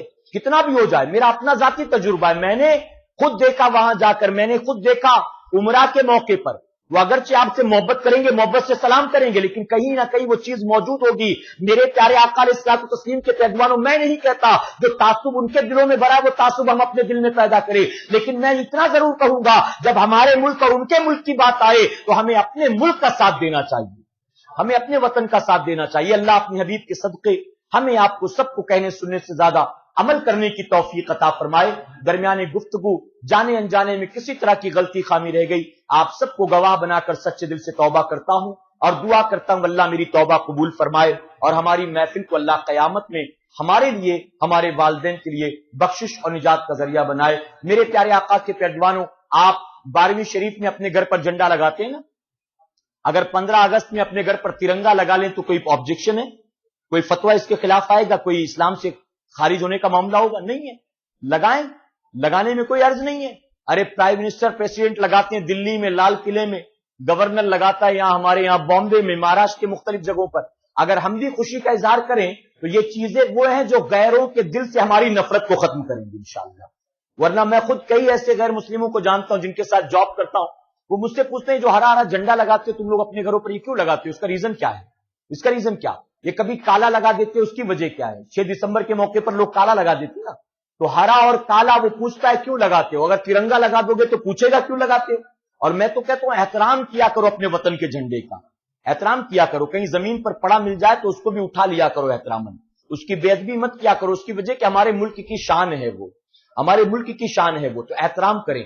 मेरे प्यारे आका के प्यारे दीवानों, आपने मैदान जंग में भी सुना होगा गजवे उहद व गजवे तबूक को, इसके मौके पर आपने देखा होगा कि जिसके हाथ में झंडा होता था, मुखालिफ आगे बढ़कर उसके हाथ को पहले काटना चाहता, और वो झंडा गिरने नहीं देते थे, दूसरा आदमी आगे बढ़कर झंडा उठा लेता था। तो झंडा क्या होता था? एक अजमत की पहचान, एक शान की पहचान होती थी। गिरा देने से मुराद ये कि हमने रौंद दिया तुम्हारी इज्जत को पैरों तले। तो हमें कहीं अपने वतन का झंडा मिल जाए, गिरा पड़ा तो हम भी उठा ले उसको। दूसरा देखने वाला हमारी दाढ़ी नहीं देखेगा, हम झंडा उठाएंगे वो देखेगा। वो कहेगा मैं तो तासुब रखता था, मैं तो समझता था कि ये पैर रखकर इस पर जाएगा, लेकिन इसने तो अदबन इसको उठा लिया है। अल्लाह अपने हबीब के सदके हमें हक को समझने की तौफीक अता फरमाए। मेरे प्यारे आका के प्यारे दीवानों, हर शनिचर को सुन्नी दावत इस्लामी की आलमी मरकज इस्माइल हबीब मस्जिद पर सुन्नी दावत इस्लामी का हफ्तावारी इज्तिमा होता है। गुजारिश है शनिचर को मरकज इस्माइल हबीब मस्जिद पर आने की कोशिश करें। कहे इंशाअल्लाह। हर जुमा को गोरेगांव ईस्ट में स्टेशन से लगकर आरे मस्जिद है, स्टेशन के बिल्कुल करीब, हर जुमा को बाद नमाज इशा हमारा वेस्टर्न लाइन का मरकजी इज्तिमा वहां होता है, सेंट्रल इज्तिमा होता है। गुजारिश है कि आप हर जुमा को इशा की नमाज उस मस्जिद में पढ़ें और उस हफ्तावारी इज्तिमा में भी शिरकत की कोशिश करें। क्या इंशाअल्लाह। इसी तरह मेरे प्यारे आका के पैगंबर, हमारी मस्जिद में हर इतवार को बाद नमाज ज़ोहर हफ्तावारी इज्तिमा होता है। आज खुसूसी प्रोग्राम था तो इशा बाद रखा गया, वैसे हर इतवार को ज़ोहर बाद। मेरी गुजारिश है हर इतवार को ज़ोहर की नमाज यहां पढ़ें और उस हफ्तावारी इज्तिमा में भी शामिल हों। क्या इंशाअल्लाह। सुन्नी दावत इस्लामी शाख जोगेश्वरी की तरफ से इंशाअल्लाह हर महीने 3 रोजा काफिला निकलता है। इस महीने भी 3 रोजा काफिला इंशाअल्लाह निकलेगा। 15, 16, 17 तारीख को 15 अगस्त है, आप जानते हैं, और जुमा का दिन है। 16 तारीख शनिचर है, यानी वीकेंड्स हैं पूरे। 15, 16, 17 3 दिन के लिए आप 3 रोजा तरबीती काफिले में निकलने की कोशिश करें। मेरे प्यारे आका के प्यारे दीवानों, इन 3 रोजा तरबीती काफिले के अंदर आपको दीन की बेसिक चीजें सिखाई जाएंगी। 3 दिन में कम से कम 5 कलमा तो याद करा ही दिया जाएगा इंशाअल्लाह। वजू का, गुस्ल का तरीका, सना और सूरह फातिहा याद करा दी जाएगी इंशाअल्लाह। हम एकदम गहरे गहरे मसले नहीं बताएंगे, बेसिक चीजें। तो 3 रोजा तरबीती काफिले में भी 15, 16, 17 अगस्त को आप जरूर निकलने की कोशिश करें। साथियों के पास अपना नाम, अपना फोन नंबर लिखा दें। आप में से जो भाई जिन्हें अल्लाह ने इस लायक बनाया है, अगर वक्त नहीं, वो नहीं जा सकते, मेरी गुजारिश उनसे कि अगर वो फिजिकली सपोर्ट नहीं कर सकते तो फाइनेंशियली सपोर्ट की कोशिश किया करें। वो हमारे साथियों से राब्ता कायम करें और कहें कि एक आदमी के जाने का कितना खर्च है, मैं तो नहीं आ सकता, लेकिन आप किसी एक जरूरतमंद को मेरी तरफ से ले जाइएगा, उसका पूरा पैसा मैं भर देता। ठीक है, तो इस तरह भी आप सपोर्ट कर सकते हैं। आप आए तो अल्हम्दुलिल्लाह, लेकिन अगर नहीं आ सकते, मसरूफियात है आपकी, 2 महीने 3 महीने के बाद आइए, कम से कम फाइनेंशियली सपोर्ट करके किसी और को तो आप रवाना कर सकते हैं। अल्लाह हम सबको मिलजुल कर मसलक आला हजरत की खिदमत करने की तौफीक अता फरमाए। वमा अलैना इल्लल बलाग। अस्सलाम वालेकुम। सलातु सलाम के लिए खड़े जाइए, दुरूद शरीफ पढ़ लीजिए एक मरतबा।